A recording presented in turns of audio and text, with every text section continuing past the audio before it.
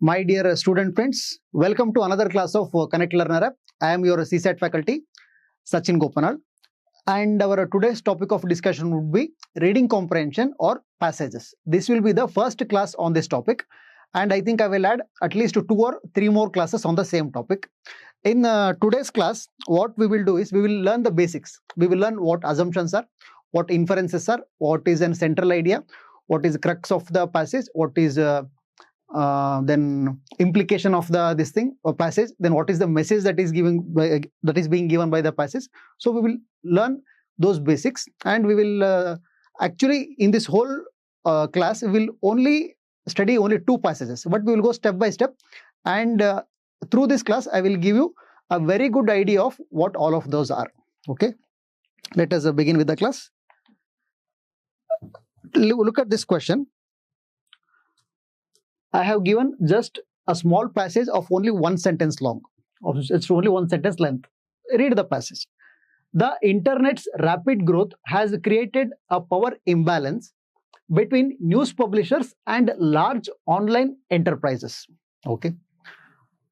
Now, whenever you read a passage, it is important that you understand the intent of the author. What is the intent of the author? Again, let's take a read again. The internet's rapid growth, so internet is growing very fast, has created a power imbalance. So it has created a power imbalance between who? Between news publishers and large online enterprises. So who are news publishers? The newspapers or the news media, they are the news publishers. Then who are large online enterprises?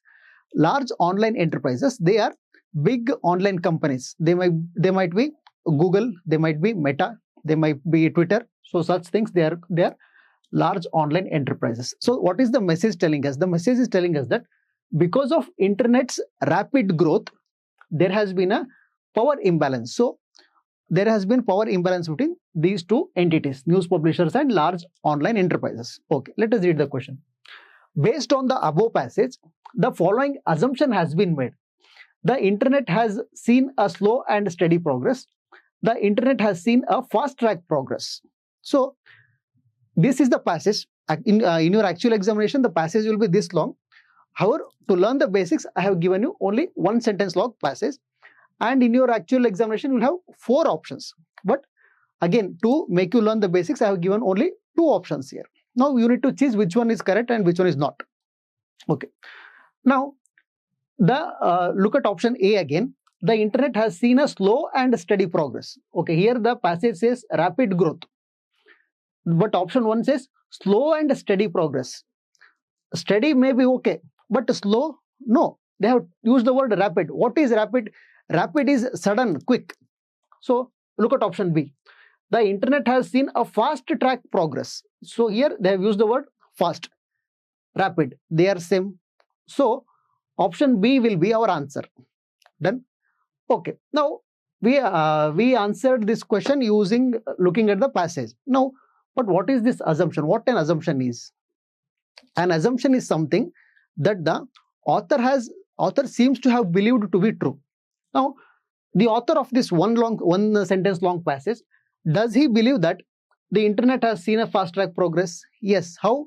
Because he has said that internet's rapid growth. So if he has used the term internet's rapid growth, it means that he has believed that internet has seen a fast track progress. He has not believed that internet has seen a slow and steady progress. Okay. So whenever they ask you assumption, what will you look for? You will look for that. You will look for such a thing that the author of the passage seems to have believed while writing that passage. If it seems to you that he has believed this thing and then wrote the passage, that will be your answer. Okay. Now let us go to the next question. Same passage. Look here. Look at the question. Which of the following best reflects the most logical and rational inference that can be made from the passage?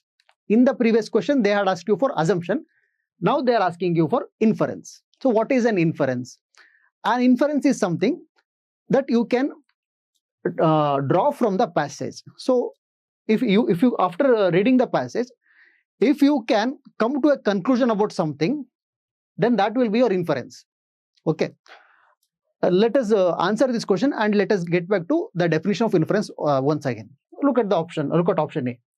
The sudden growth of the internet has given rise to an imbalance of power between traditional news publishers and big online enterprises. Yes, it agrees with the passage. Look at option B. The sudden growth of the internet is the sole reason for the imbalance of power between traditional news publishers and big online enterprises. Now, both of them, they more or less give the same meaning, but we will reject option B. Why? Because of the word sole. Now let us read both the options once again and you will understand it better. The sudden growth of the internet has given rise to an imbalance of power between traditional news publishers and big online enterprises. Yes, this is what the passage is saying. The sudden growth of the internet is the sole reason for the imbalance of power between traditional news publishers and big online enterprises. No. Now, they have told us that internet rapid growth, it has created a power balance. Yes.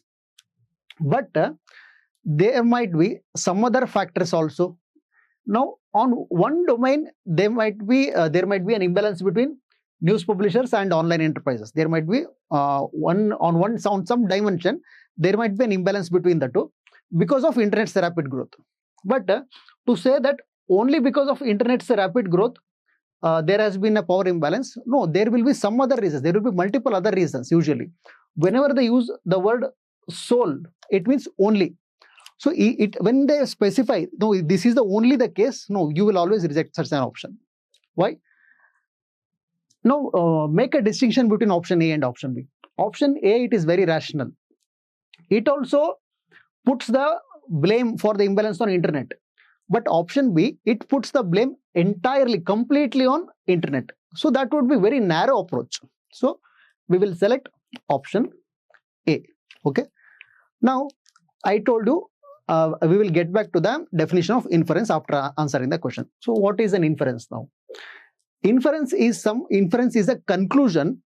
It is something that you as a reader, you can conclude after reading the passage. So you have read the passage. Then, okay, now after reading the passage and after believing what the author has said, then I think I can conclude so and so.